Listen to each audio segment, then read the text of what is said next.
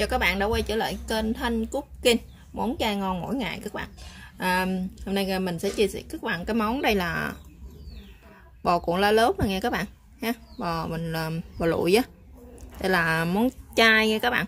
Mình làm từ đậu hũ nè, nấm mèo nè. Bạn thấy hấp dẫn không? Đó, các bạn ăn với lại mình chấm với lại cái chén mắm nêm nha. Đây là cái chén nước chấm của mình nè các bạn. Các bạn thấy không? Rất là bắt luôn. Đây là cái đó. Rồi bây giờ mình sẽ quay lại một vòng cho các bạn xem ha. Cái món này các bạn ăn nóng nó rất là ngon nha các bạn. Các bạn chấm với lại cái chén nước chấm này nè ha. Mùi nó thơm ha, mà nó béo béo nữa các bạn, có mùi bọt đó. Và các bạn muốn biết mình làm như thế bò cuộn lá lốt như chai như thế nào thì mời tất cả các bạn sẽ vô bếp làm cùng mình nha. Mời các bạn.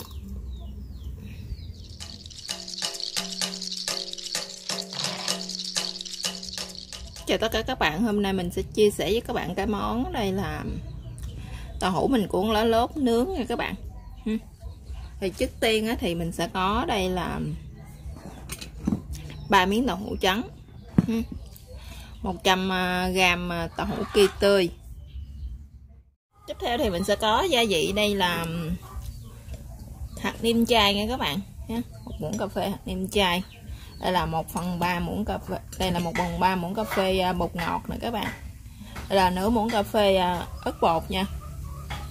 Đây là đường, muối, đây là hũ dưa hương đó các bạn. Tiếp theo thì mình sẽ có đây là một cái tay nấm mèo ha, gọi là mộc nhĩ đó các bạn. Mình sẽ sử dụng cái tay nấm mèo nào đen này, một cái tay nấm lớn thôi nha các bạn.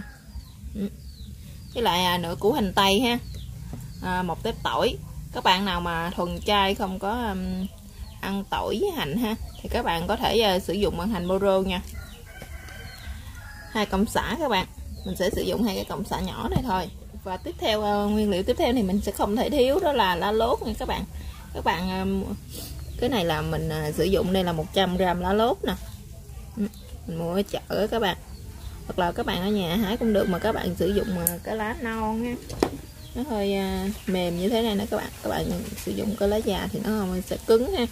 Và các bạn sẽ cắt cái cuống, ngắt cái cuống này của nó bỏ nha. Và tiếp theo thì giờ mình sẽ sử dụng cái gói gia vị ướp đồ nướng nè các bạn. Cái này ướp đồ nướng này cái hiệu gì thì mình đọc không được, mà của Hồng Kông nè các bạn. Nước sốt ướp đồ nướng. Cái này chai mặn đều dùng được hết nha các bạn. Cái này mình đã sử dụng một ít rồi, còn đây một ít thôi. Rồi trước tiên thì chúng ta sẽ bắt đầu băm tỏi trước nha các bạn. Các bạn sẽ xóc tỏi ra cho nó mỏng mỏng ha. Rồi bắt đầu mình sẽ băm nó ra các bạn. Bây giờ tỏi thì mình đã băm nhuyễn rồi nè các bạn. Mình đã băm nhuyễn tỏi. Các bạn băm tỏi cho nó thiệt là nhuyễn nha, để lát nữa chúng ta phi á thì tỏi của mình nó nhuyễn và nó thơm hơn nha các bạn. Mình phi nó sẽ mau hơn. Thì mình sẽ để cho nó ra một cái dĩa ha.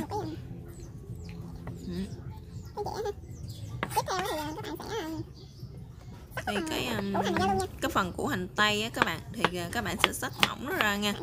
Các bạn xắt cho nó mỏng mỏng ra.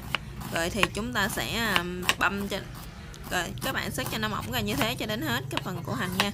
Rồi thì chúng ta cũng sẽ băm cho nó nhuyễn ra luôn các bạn. Đó, các bạn củ hành thì các bạn cũng sẽ băm nhuyễn nó ra luôn.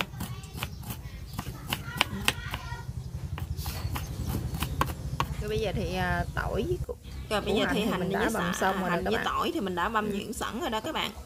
Tiếp theo mình đã băm xong thì tiếp theo thì các bạn sẽ băm cái phần tàu hũ kia tươi á các bạn. Thì các bạn sẽ lấy ra, các bạn xắt thiệt mỏng nha. Đó, các bạn xắt mỏng như thế đó. Thì lát nữa chúng ta trộn chung với đậu hũ á các bạn, nó sẽ không có bị lộn xộp ha, nó sẽ mịn luôn á các bạn. Ăn nó có cái cảm giác giống như là gân bò vậy đó các bạn. Thì mình cũng sẽ sắc xong thì mình cũng sẽ băm cho nó nhuyễn ra luôn các bạn. Thì các bạn sẽ băm nhuyễn như thế luôn.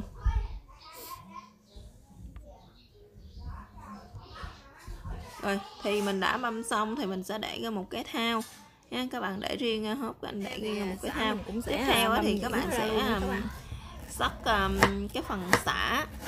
Thì sả thì các bạn cứ xắt mỏng ra, rồi thì mình cũng sẽ băm nhuyễn luôn nha các bạn.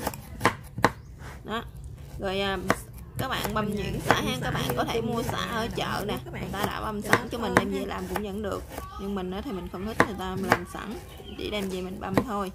Tại vì sả nhiều lúc sả người ta bán không hết, nó cũ quá các bạn, nó sẽ không ngon. Thì các bạn sẽ để tàu hũ vô ha, những cái tàu hũ kia vô một miếng vải thì các bạn cũng sẽ băm nhuyễn bóp nè, các bạn dắt cho nó thiệt là khô nước luôn á các bạn, tại vì đậu hũ mình đã luộc xong rồi, các bạn dắt cho nó thiệt là khô nước luôn. Bây giờ thì mình đã dắt cho nó khô nước và nó tơi nước bông ra đó các bạn nha, thì mình trộn vô trong cái phần tàu hũ kia luôn. Đó thì tiếp theo thì các bạn sẽ để nấm mèo ha, nấm mèo hồi nãy mình đã băm nhuyễn sắt, giờ đã băm nhuyễn rồi đó các bạn, nhưng mà mình sẽ quên quay lại cho các bạn xem. Giờ tiếp theo thì sả mình cũng đã băm nhuyễn, mình cũng sẽ trộn vô luôn. Thì gia vị thì chúng ta cũng sẽ ướp luôn các bạn. Cái tiếp thì hành tỏi phi mình cũng sẽ cho nó vô luôn. Các bạn để trộn tỏi phi vô cho nó thơm á nghe các bạn. Thì cái nữa thì tỏi băm á thì mình cũng sẽ hành băm thì mình cũng sẽ để vô luôn. Các bạn băm nhuyễn thì các bạn trộn vô, trộn chung vô luôn ha. Thì cái tiếp nữa thì chúng ta sẽ cho gia vị vô luôn các bạn. Nữa 1/3 muỗng cà phê bột ngọt ha, nửa muỗng cà phê ớt bột nè. Tiếp theo mình sẽ sử dụng một cái muỗng nhỏ các bạn, mình sẽ cho 2 muỗng bột ngũ vị hương vô nha. Thì một muỗng muối, một muỗng nhỏ đó thôi các bạn. Tiếp theo thì sẽ là hạt nêm ha, mình sẽ cho 2 muỗng hạt nêm vô luôn. Thì kế tiếp thì đường thì mình sẽ cho 2 cúp đường. Và tiếp theo thì mình sẽ cho cái phần nước, cái sốt đó các bạn, cái sốt nướng hồi nãy ha, thì mình sẽ cho vô 2 cúp đó. Tại vì cái bọc này thì mình đã sử dụng hết một nửa rồi các bạn, cho nên bây giờ chỉ còn một nửa thôi, một nửa thì nó tương đương là 2 cúp đó nha. Đó. Thì các bạn cũng sẽ cho vào, các bạn trộn đều lên luôn. Các bạn trộn đều nó lên luôn.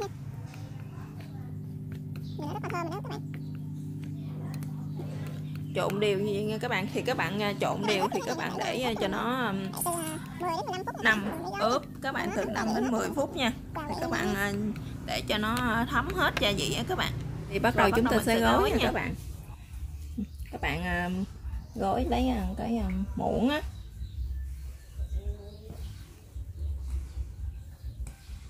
Thì các bạn cho nó vô như thế này.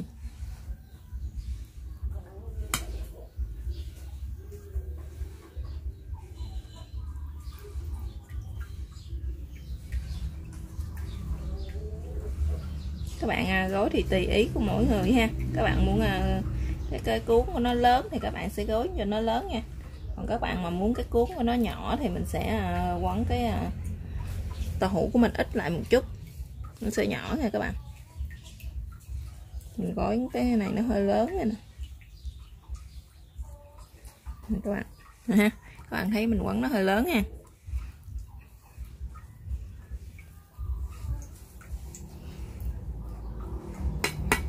Thì các bạn cứ quấn như vậy đó cho đến hết cái phần cái nhân của mình này với các bạn, với lại cái phần lá lốt này ha.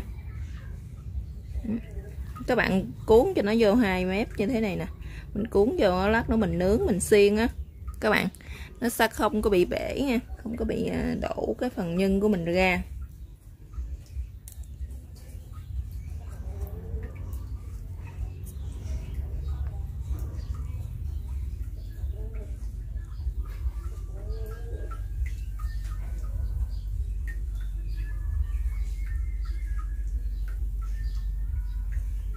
Các bạn, và lúc mình nướng thì các bạn mua xiên cho nó như thế này ha. thì các bạn cứ xiên nướng đi đó. Các bạn dùng tăm que để mình nướng thịt đó thì các bạn xiên cũng được ha. Còn mình ở đây thì mình hết tăm que rồi, cho nên mình sẽ sử dụng cái tăm ăn này nè các bạn, mình xiên nó nha. Các bạn làm như thế thì cho đến hết cái phần nhân với lại cái lá lốt của mình, rồi bắt đầu mình sẽ đem đi nướng nha các bạn. Xong rồi nè các bạn, đây là mình đã cuốn nó xong hết rồi nè ha. Mình đang được bao nhiêu rồi nè các bạn. Giờ bắt đầu mình sẽ đem đi nướng nữa nha. Bây giờ thì mình sẽ để lên một cái bếp than nha các bạn. Bắt lên các bạn nhấn một cái bếp than thì các bạn bắt lên các bạn nướng đó. Thì cái bắt đầu mình sẽ nướng ha. Thì các bạn để nó lên, khi mà cả lá nó vừa hơi héo héo á các bạn thì mình sẽ chở nha đó. Thì các bạn cứ để từ từ lên, thì cái bếp của mình nó chưa có được nóng hùng, nên các bạn để lên nhiều được đó. Thì các bạn cứ để như thế ha, cho nó hơi héo héo thì các bạn cứ chở.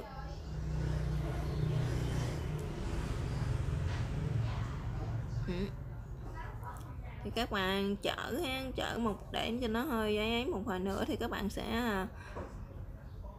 cho dầu vô lên nha các bạn phết dầu lên đấy. Đó, những cái lá này của mình nó đã các héo bạn sẽ các bạn dầu lên thì các bạn cứ quét thấm dầu lên ướt nó những cái ướt như thế này nè các bạn. Cuốn của mình đó các bạn thì cho cái bếp nó sẽ thấm lên, nó sẽ không bị khô nha, khô ha. Cái lá của mình nó sẽ không có bị cháy nữa các bạn, không có bị cháy đó. Mình để dầu hơi nhiều, bắt đầu nhiễu xuống thì dầu nó hơi khói lên đó các bạn. Bạn dở nó nhắm mình cái là nó hết khói. Thì các bạn héo thì mình chở ha, mình thắng dầu xong rồi mình chở các bạn. Các bạn chở cái nào thì các bạn thấm dầu lên ha. Thì các bạn cứ chở đi. Cái này nó thế thì nó chín đó các bạn. Được rồi đó các bạn nướng dầu lên cho nó ướt có những cái lá này ha. Từ 3 phút ngon hơn đó các bạn. Tới 5 phút là nó đã chín rồi. Thì mình sẽ vớt nó ra. Vì cái phần tàu hũ của mình sẽ gấp hết đã lột sơ hết rồi. Nên mình bạn rất là mau. Các bạn dầu vô hết dầu nó lên cái nó thấm vô các bạn. Khô cái dầu này nữa là được. Thì những cái cuốn của mình nó sẽ ngon ha. Ở trong nó sẽ không có bị cứng các bạn. Nó mềm. Các bạn cứ chở như thế ha. Các bạn cứ nướng rất là lẹ luôn các bạn. Các bạn chở cái nào thì các bạn cứ thấm dầu như cái đấy đó. Mình cứ chở liên tục như thế đó các bạn, để lúc mà lửa than của mình á nó lớn quá thì nó sẽ dễ bị cháy cái phần lá của mình ha. Cái lá này thì mình cuốn bằng 2 cái bệ các bạn. Một bệ thì mình cuốn cái răng ở ngoài thì các bạn thấy cái màu xanh nó hơi ướt ha, tái đấy ha. Còn cái màu xanh mà sậm mình nướng nó rất là thơm luôn các bạn. Tại vì nó bay cái bệ bóng ở ngoài này ha. Cái bệ bóng ở ngoài thì các bạn thấy cái màu xanh nó sậm hơn và nó đẹp hơn ha. Mình ướp đồ nướng rất là thơm. Các bạn nướng như vậy đó thì cho đến cái này thì các bạn có thể ăn với lại bánh mì ha, là bánh hỏi nè của mình nha các bạn. Hoặc là các bạn ăn với lại bún ha, các bạn nướng như thế thì cho đến hết bánh tráng rồi đó các bạn, đồ sống đâu ha, ăn rất là ngon nha các bạn. Các bạn làm như thế thì cho đến hết cái phần những cái cuốn của mình nha. Các bạn nướng thì các bạn cứ quét dầu như thế.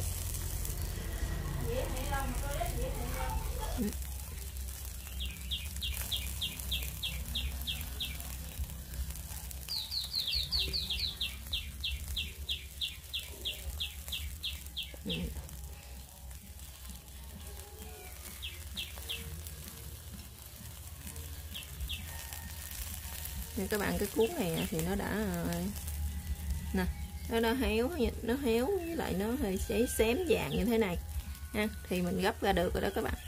Các bạn cứ gấp nó ra thì cái cuốn ở trong của mình nó sẽ không có bị khô nha.